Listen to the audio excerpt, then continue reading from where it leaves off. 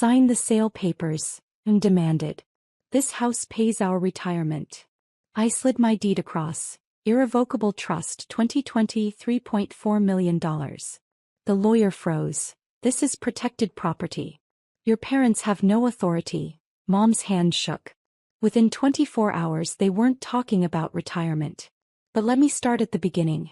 Because the moment my mother tried to sell my house wasn't random. It was the culmination of 28 years of being the child who didn't matter. The daughter who was supposed to be grateful. The one who owed them everything and would never be able to pay it back. My name is Rebecca Morgan. I'm 32 years old. And I've spent most of my life being invisible in my own family. I'm the youngest of 3. My sister Caroline is 38. My brother James is 35. And then there's me. The accident. The surprise. The one they weren't planning for. Caroline graduated from Yale Law. Partner at a major firm in Manhattan by 34. James went to Princeton then Stanford Business School. Private equity now. Both of them live in expensive cities, visit on holidays and get praised endlessly for their accomplishments. I went to University of Washington. Studied computer science. Graduated with no debt thanks to scholarships and working 3 part-time jobs.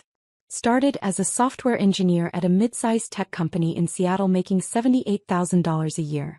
At family dinners, Caroline talked about cases she was winning.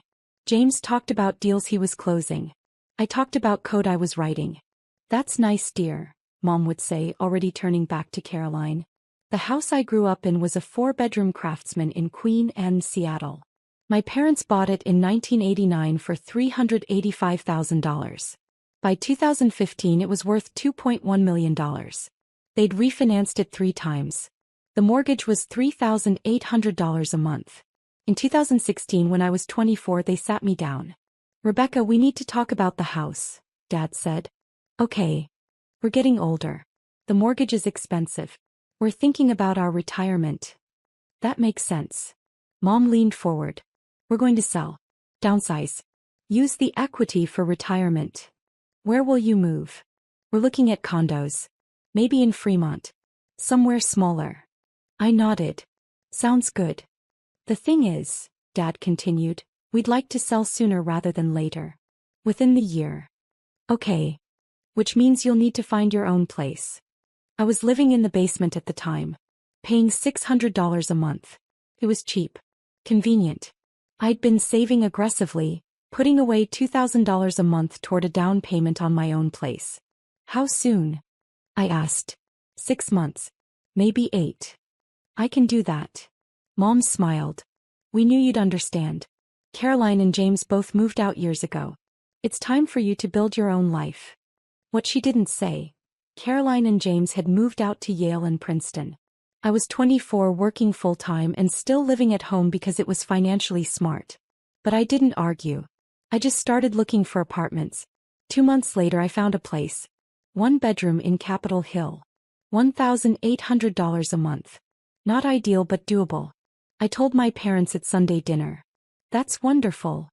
Mom said. When do you move? End of the month. Perfect timing. We just accepted an offer on the house. I paused. Already? I thought you said 6 to 8 months. The market is hot. We got an offer we couldn't refuse. $2.3 million. But I don't move out for 3 more weeks. That's fine. The closing is in 60 days.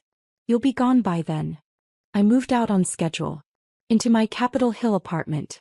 Started my life as an actual independent adult. 3 months later I drove by my childhood home. There was a sale pending sign in the yard. 6 months later I drove by again. The sign was gone. My parents were still living there. Called Mom. I thought you sold the house. The deal fell through. Inspection issues. They wanted us to fix too many things. So you're not moving? We're relisting. Don't worry about it, Rebecca. A year passed. Then my parents were still in the house. At family dinners they never mentioned selling.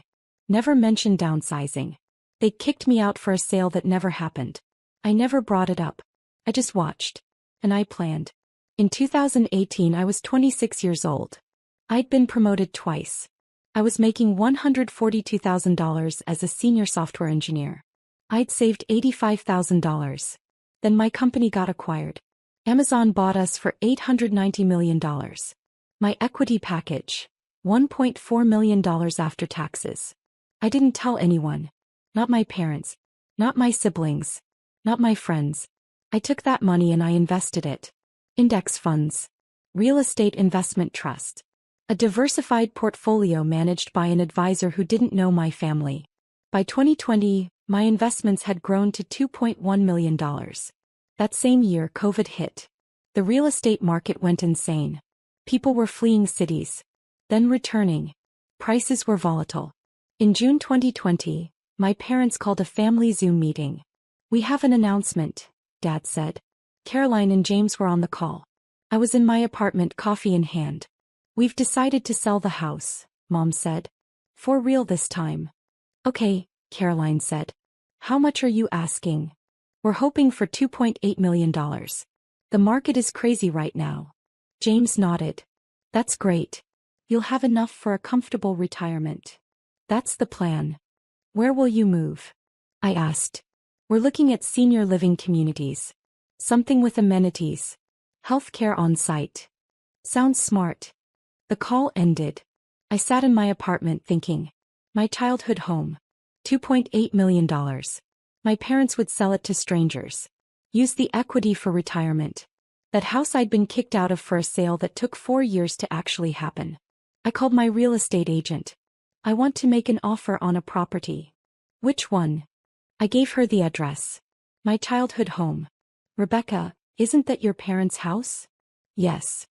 "They know you're making an offer?" "Not yet. I want to offer $3.1 million. Close in 30 days. That's significantly over asking." "I'm aware. I want the offer to be impossible to refuse." "Hey, I'll draft it." 2 days later, my agent submitted the offer. $3.1 million. 30-day close. No inspection contingencies. No financing contingencies. Clean offer. My parents called me that evening. "Rebecca, someone made an offer on the house." "That's great, Mom." $3.1 million. All cash. They want to close in 30 days. "Wow. We're going to accept. It's too good to pass up." "You should. The thing is, we need to be out in 30 days. That's very fast. Do you need help moving? Would you?" Caroline and James are both so busy. Of course. What my parents didn't know, the buyer was Morgan Property Trust LLC. A legal entity I'd created with my attorney. I was the sole beneficiary. The trust was irrevocable. Protected from creditors, lawsuits, and family members who might have opinions about my decisions. On July 15, 2020, the sale closed. My parents walked away with $3.1 million. I became the owner of my childhood home. They never knew. After the sale, my parents moved into a senior living community in Bellevue. 2-bedroom apartment. $4,500 a month including amenities. They seemed happy.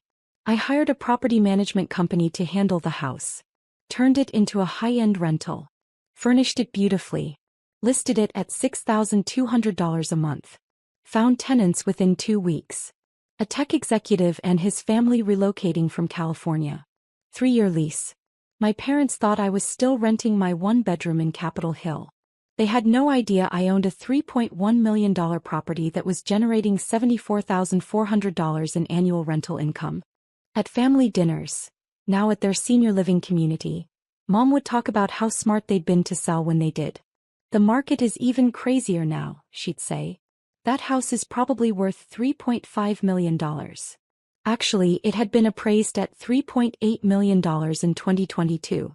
But I didn't correct her. "You were smart to sell," Caroline would agree. "We were. Now we have financial security. No more worrying about mortgages and maintenance." I'd smile and nod. Sip my wine. Say nothing. In 2022 things changed. Dad's health declined. He needed more care. The senior living community couldn't provide the level of medical support he required. They moved him to a nursing facility. $12,000 a month. Insurance covered some of it. But not enough. Mom stayed in the senior living apartment. $4,500 a month. Total monthly expenses for their housing and care. $16,500. Their retirement savings had been invested. But the market dropped in 2022. Their portfolio took a hit. They were withdrawing more than they should have been to cover expenses. At Thanksgiving 2022, Mom pulled me aside. "Rebecca, we need to talk." "What's wrong?" "Money is tight. Your father's care is expensive. More than we planned for." "I'm sorry. That's stressful." "Caroline and James have been helping. Sending money monthly. To help cover costs." "That's good of them. We were wondering if you could contribute too." "How much?" "Maybe $1,000 a month? We know you don't make as much as your siblings, but every bit helps." I did the math in my head. I was making $240,000 a year now as a principal engineer. My rental property was generating $74,400 annually. My investment portfolio was worth $4.2 million. "I can do that," I said. "Really? Rebecca, thank you. You're such a good daughter." I started sending $1,000 a month. Direct deposit into their account. What they didn't know. Caroline was sending $3,000 a month. James was sending $2,500 a month. My contribution was the smallest. Because I was already supporting them in a way they couldn't see. The house they'd sold, the one funding their retirement, I'd bought it. I owned it. The sale proceeds they were living on came from me. But they didn't know that. So they saw my $1,000 monthly contribution as generosity, while seeing Caroline and James's larger contributions as the real support. At Christmas dinner, Mom made a toast. "To Caroline and James, who have been so generous in helping us through this difficult time." I raised my glass. Said nothing. In May 2023, Mom called me, crying, "Rebecca, we have a problem."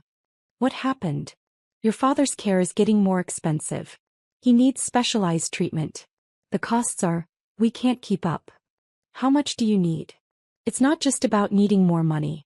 It's about sustainability. We're depleting our savings. The money from the house sale, it's not going to last as long as we thought." "What are you going to do?" "We've been talking to a financial advisor. He suggested we look at our assets." "Okay. The thing is, when we sold the house, we didn't structure the sale to minimize taxes properly. We took a big capital gains hit. It was a mistake. I knew that. I'd structured my purchase through the trust specifically to avoid that kind of mistake when I eventually sold." "That's unfortunate," I said. "Our advisor said we should have kept the house. Put it in a trust. Used it as a revenue-generating asset while protecting it from taxes and creditors. That would have been smart. But we sold it.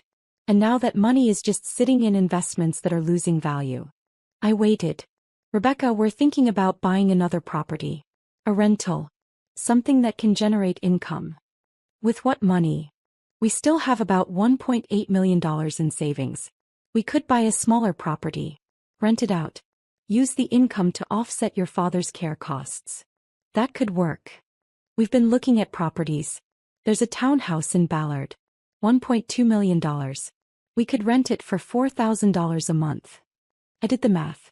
$4,000 monthly rent minus property taxes, insurance, maintenance, and property management fees. They'd net maybe $2,500 a month. It would help, but it wouldn't solve their problem. "Have you talked to Caroline and James about this?" I asked. "James thinks it's a good idea. Caroline is worried about us taking on property management at our age." "That's valid. We're going to use a property management company. Like people do. Like I did, I thought. When are you buying?" "We're making an offer next week." They bought the Ballard townhouse in June 2023. $1.2 million. It took 4 months to find tenants. By the time they did, they'd spent $35,000 on updates and repairs the property management company said were necessary to command market rent. The tenants moved in October 2023. $3,800 a month. After expenses, my parents netted about $2,100 monthly. It helped. But it wasn't enough. In February 2024, Mom called again. "Rebecca, we need to have a family meeting. All of us." "About what?" "Your father's health. Our finances. The future." "Hey. When?" "This weekend. Can you come to our apartment?" "I'll be there." Saturday morning I drove to Bellevue. Caroline flew in from New York. James drove up from Portland where he'd moved for a new opportunity. We sat in Mom's living room. Dad was at the nursing facility. This meeting was about him but without him. Mom looked tired. Older than her 68 years. Thank you all for coming, she started. I need to be honest with you about our financial situation. She laid it out. Dad's care was now costing $14,500 a month. Her apartment was $4,500. Total monthly expenses, $19,000. Their income, Social Security $3,800, investment withdrawals $6,000, and rental property income $2,100. Total, $11,900 monthly. Shortfall, $7,100 per month. Caroline and James have been contributing $5,500 combined. Rebecca contributes $1,000.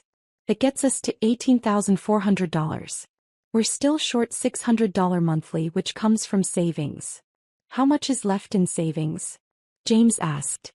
$580,000. At our current burn rate, that's about 6.5 years. Your father's doctors say he could live another 10 years. The math was clear.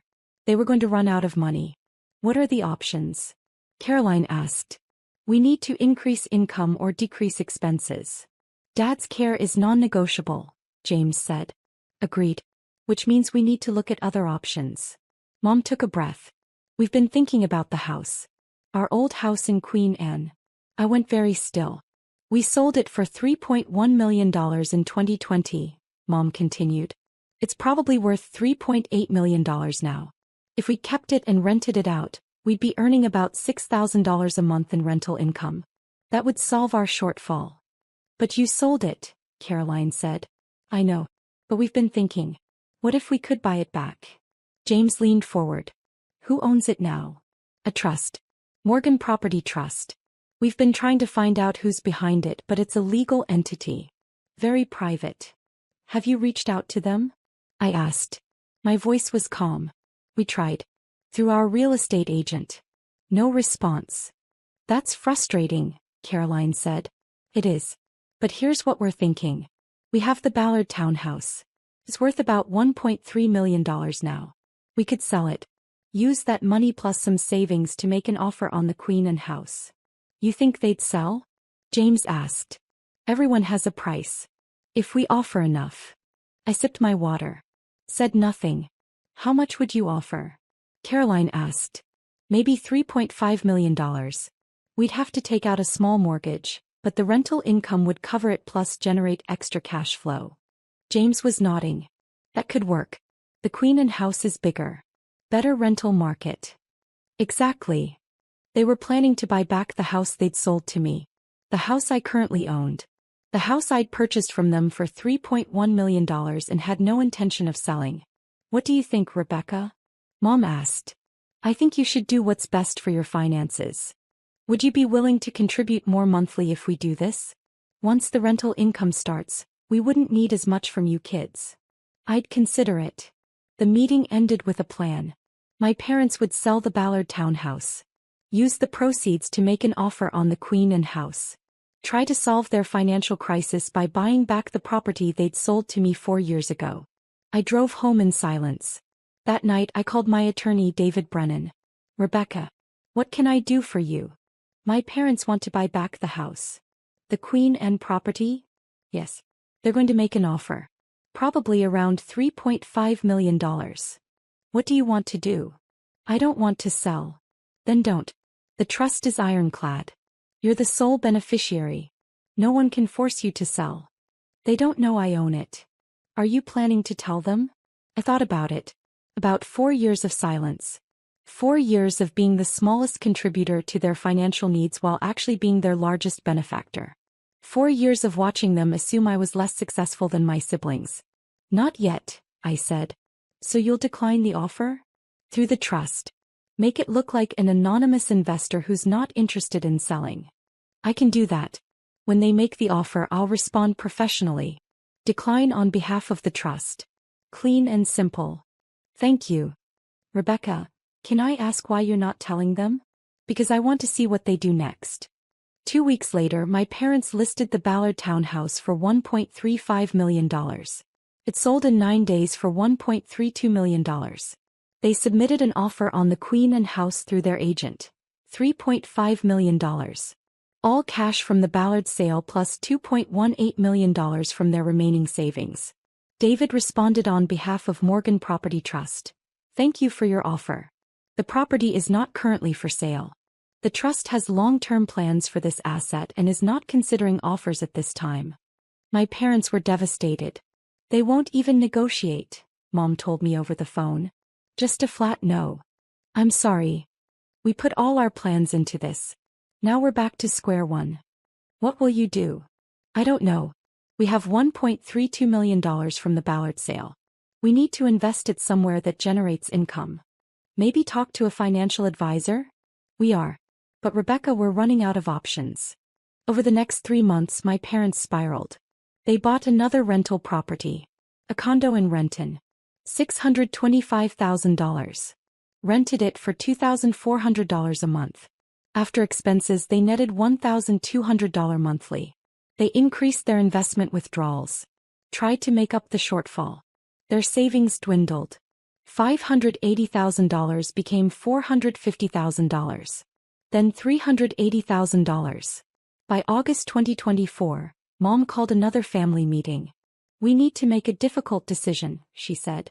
We were back in her apartment. Caroline, James, me. Dad was still in the nursing facility, his condition stable but requiring constant care. We can't sustain the current situation, Mom continued. We're depleting savings too fast. What are you proposing? Caroline asked. We need to increase contributions from you three. Significantly. How much? James asked. We need another $4,000 per month total. Split between the three of you. Caroline and James exchanged glances. That's $1,333 each, James said. Actually, Mom said quietly, we were hoping Caroline and James could each contribute $1,500. And Rebecca could contribute $1,000. Why less for Rebecca? Caroline asked. She makes less than you two. We don't want to burden her unfairly. I sat there, silent. The daughter who made less. Who needed to be protected from financial burden. While owning a $3.8 million property they'd once lived in. I can do $1,500, Caroline said. Same, James agreed. Rebecca. Mom looked at me. I'll do $1,000. Thank you. All of you. This means everything. New monthly contributions. Caroline $4,500 total. James $4,000. Me $2,000. Their shortfall was covered. For now. In November 2024, I received an email from my property management company. Rebecca, the tenants in the Queen and property gave notice. They're relocating to Austin for work. Lease ends January 31, 2025. I called them. Any interest in renewing? None. It's a job relocation. Definite move. Hey. Start marketing for new tenants. Will do. Just so you know, the market is strong. We could probably get $7,200 now instead of $6,200. Let's list at $7,000. I'd rather rent it quickly. Perfect. The property went on the market. Photos were posted online. Address visible. 3 days later Mom called me. Rebecca, you're not going to believe this. What? Our old house is for rent. I saw the listing online. Really? $7,000 a month. Can you imagine? If we still owned it. That's a lot of money. It is. We'd have enough income to cover your father's care and then some. She paused. I have an idea. What? What if we rented it? Mom, you live in Bellevue. I know. But what if we rented it and then immediately subleased it? We could rent it for $7,000 and sublease it for $7,500. Make $500 a month in arbitrage. I don't think landlords allow subleasing. We could ask. Or, better idea. What if we told the landlord we wanted to rent it long-term, then approached them about buying it?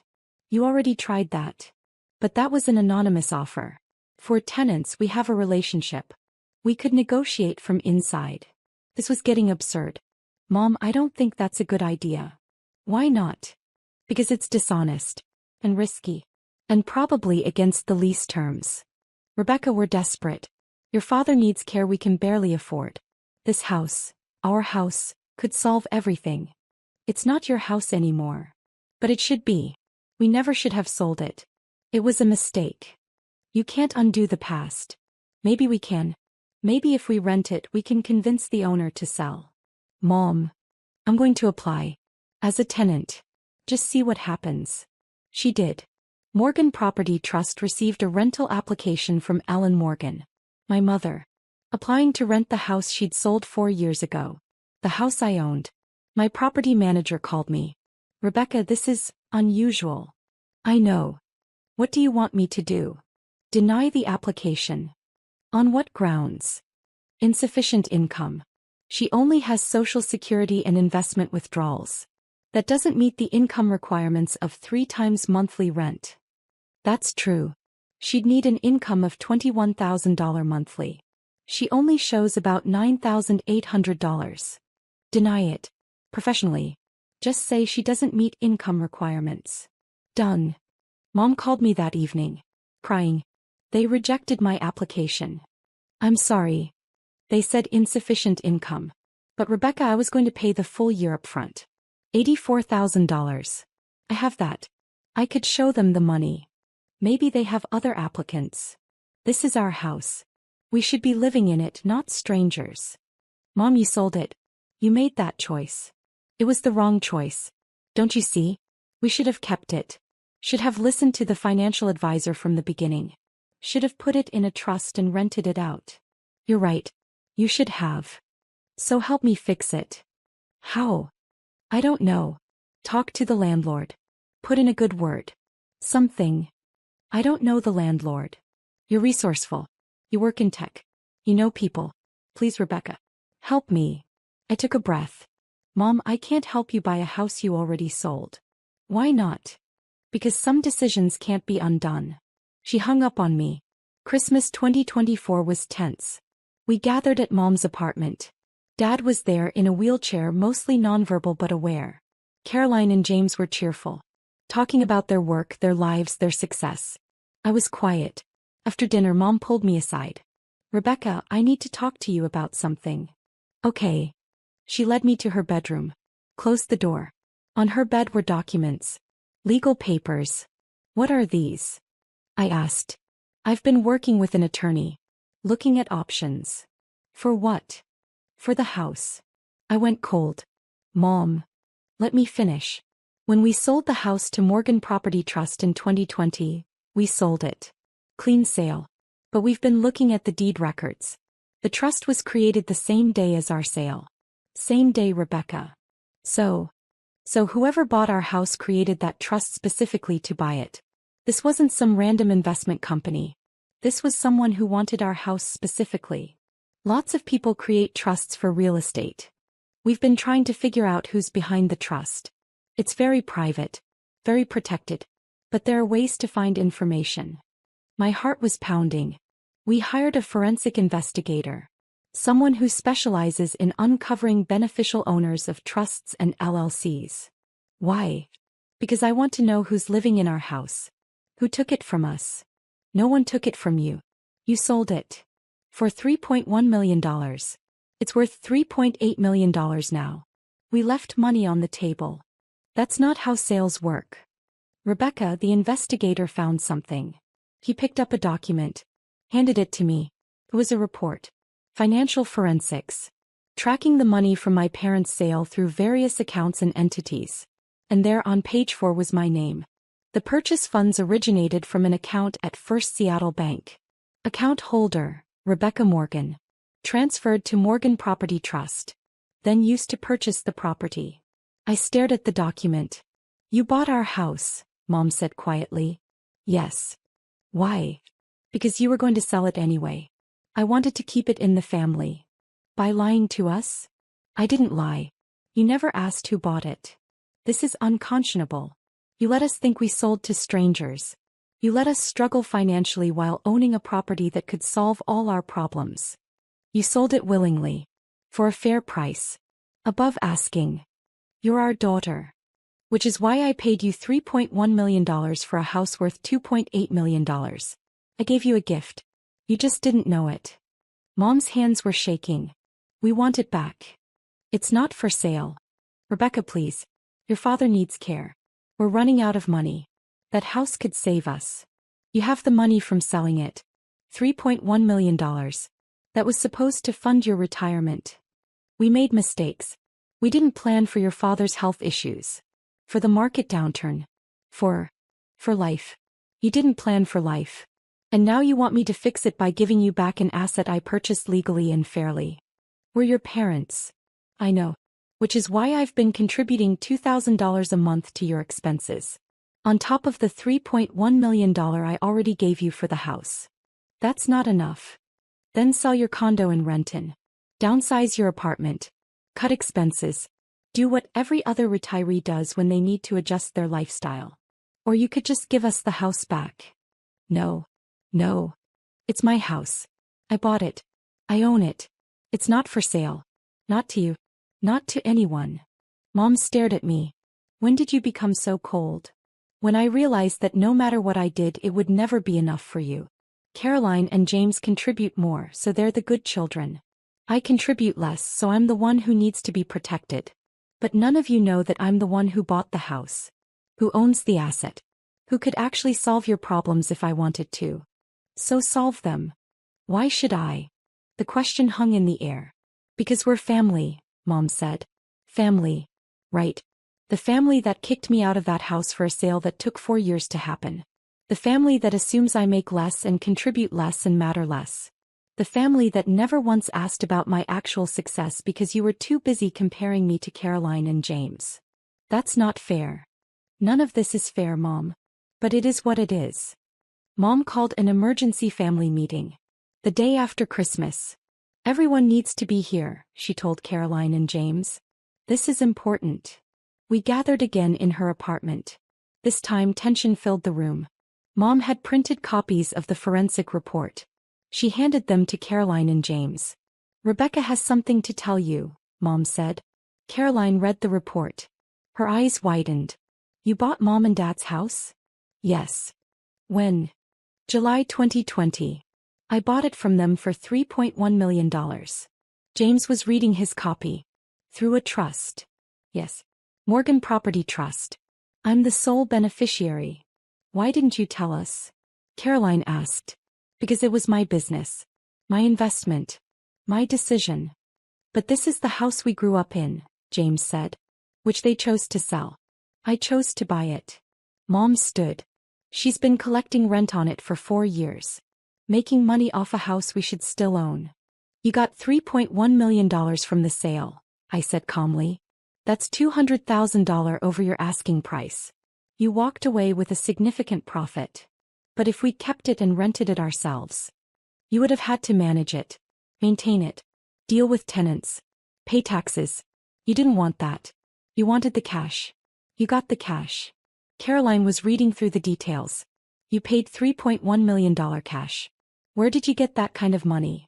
I had equity from a company acquisition. Plus savings. Plus investments. You had $3 million at 28 years old? James looked stunned. Yes. How? I worked. I saved. I invested. I built a career. The same way you two did. But you never said. Because every family dinner was about Caroline's cases and James's deals. There was never space for my success. So I stopped sharing it. Mom jumped in. This isn't about success. This is about family. About helping us when we need it. I have helped you. $2,000 a month. Plus the $3.1 million purchase that gave you retirement funds in the first place. But you won't give us the house back. Because it's not yours to have back. You sold it. The transaction is complete. We didn't know we were selling it to you. Would it have mattered? You needed the money. I paid you fairly. The sale would have happened regardless. Caroline set down the report. Rebecca, I understand you're hurt. But Mom and Dad are in a difficult position financially. I know. I've been contributing to help. But you have the means to solve the problem completely. You could sell them the house back at cost. Or even at a small profit. Help them generate the rental income they need. Why should I? The room went silent. Because they're our parents, Caroline said quietly. And I'm their daughter. Have they ever asked about my success? My career? My life beyond whether I'm contributing enough financially? No one answered. I bought that house because I wanted to preserve it. Keep it in the family. I've maintained it beautifully. I've rented it to good tenants. I've treated it with respect. Then let us rent it, Mom pleaded. No. Why? Because you'll try to buy it back. You'll scheme and negotiate and make my life miserable trying to get ownership. I know how this works. That's not true. You hired a forensic investigator to find out who owned it. You applied to rent it with plans to sublease it. You've been treating this like a game to win instead of a closed transaction. James leaned forward. What do you want, Rebecca? I want to be left alone. I want to own my property in peace. I want to stop being treated like the family member who doesn't matter unless you need something from me. That's not how we treat you, Mom said. I laughed. Couldn't help it. Really? When's the last time you asked about my work? My life? Anything beyond my monthly contribution? Silence. That's what I thought. Mom pulled out another document. Fine. You want to be treated differently? Here. She slid papers across the table. A purchase agreement. We're offering $3.4 million for the house. That's the current appraised value. We'll pay you in full. You'll make $300,000 profit on a 4-year investment. Plus whatever rent you've collected. I've collected $298,200 in rent over 4 years. Minus $87,000 in property taxes, insurance and maintenance. Net rental income, $211,200. They stared at me. So total profit if I sold today, $511,200. That's a 16.5% return over 4 years. Exactly. You've done well. Now sell it back to us and everyone wins. Except I don't want to sell. Why? You just said you've made a good profit. Because it's not about profit. It's about principle. What principle? The principle that you don't get to kick me out of my childhood home, sell it because you wanted the cash, then demand I give it back when your financial planning doesn't work out. Mom's face went red. We didn't kick you out. We needed to downsize. You told me you were selling. Then you didn't sell for 4 years. By then I'd already moved out and established my own life. The sale wasn't about downsizing. It was about cashing in. That's not fair. Life isn't fair, Mom. You taught me that every time you compared me to Caroline and James. Caroline stood. Rebecca, this is getting out of hand. Is it? Or is it finally honest? What do you want? James asked again. I looked at my family. My mother who'd hired an investigator. My siblings who contributed more money than me because they assumed I had less. I want you to sign something, I said. What? I pulled out a document I'd had David draft. Just in case. It's a family agreement. It states that Morgan Property Trust's ownership of the Queen and property is acknowledged and accepted by all family members. That no further attempts will be made to purchase, rent, or claim the property. That my ownership is respected and final. You want us to sign away our rights to our own house? Mom was incredulous. It's not your house. It hasn't been your house since July 15, 2020. This just formalizes that reality. And if we don't sign? Then I stop contributing financially. No more $2,000 a month. You figure out Dad's care on your own. You can't do that. I can. And I will. You have a choice. Sign the agreement and I continue contributing $2,000 monthly, possibly more if I see genuine respect for my boundaries. Or refuse to sign and you get nothing from me. Caroline grabbed the agreement. Read through it. This is actually reasonable. It just says we acknowledge Rebecca's ownership and won't pursue the property. I won't sign, Mom said. Then I won't contribute, I replied. Rebecca, James started. I'm done being the family member who doesn't matter until you need money. Done being dismissed. Done being underestimated. Sign the agreement or don't. But make a choice. They signed. Mom did it last, her hand shaking with rage. But she signed. There, she said. Happy. Not particularly. But clear. You've destroyed this family, she said. I've set boundaries.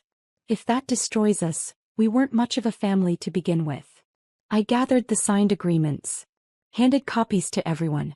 I'll continue contributing $2,000 monthly, I said. If Dad's care needs increase, talk to me. I'll consider increasing my contribution. But the house is off the table. Permanently. Fine, Mom said coldly. I left the apartment. Drove back to Seattle. To my actual residence. A 3-bedroom penthouse in Madison Park worth $2.7 million that my family still didn't know I owned. It's now June 2025. 6 months since the confrontation. I still contribute $2,000 monthly. Mom and I speak politely but distantly. Caroline and James are confused but accepting. The Queen Anne house has new tenants. A family from Google. 3-year lease. $7,500 a month. My parents sold the Renton condo. Invested the proceeds in dividend-paying stocks. It helped, but they're still financially stressed. Last week Mom called. Rebecca, I need to apologize. For what? For how I treated you. For years. You were right. I compared you to your siblings constantly. Made you feel less than. And when you turned out to be more successful than I realized, I felt embarrassed. Okay. I'm sorry. Truly. Thank you. The house. I understand now why you bought it. Why you kept it. It wasn't about hurting us. It was about preserving something that mattered to you. It was. Can we start over? Try to have a real relationship. Maybe. It'll take time. I have time. Your father's condition is stable. We're managing. And I want to know my daughter. The real you. Not the version I invented in my head. I'd like that. We're trying. It's awkward. But honest. Caroline called yesterday. You know, I'm impressed. With what you've built. How you handled everything. Thanks. I'm sorry we didn't see you clearly. You saw what I showed you. Still. We should have looked harder. James sent me an email. Asked if I'd be willing to consult on some of his real estate investments. Paid consulting. Professional relationship. I said yes. The house sits in Queen Anne. Beautiful. Maintained. Generating income. My childhood home. My investment property. My proof that silence can be strategic. I didn't need them to see me clearly to build my success. But it's nice finally to be seen. The sale papers Mom wanted me to sign that day, the ones where she tried to sell my property without my consent, are framed in my office now. A reminder. Not of conflict. But of clarity. The moment I stopped being invisible in my own family. The moment I showed them the deed. And everything changed.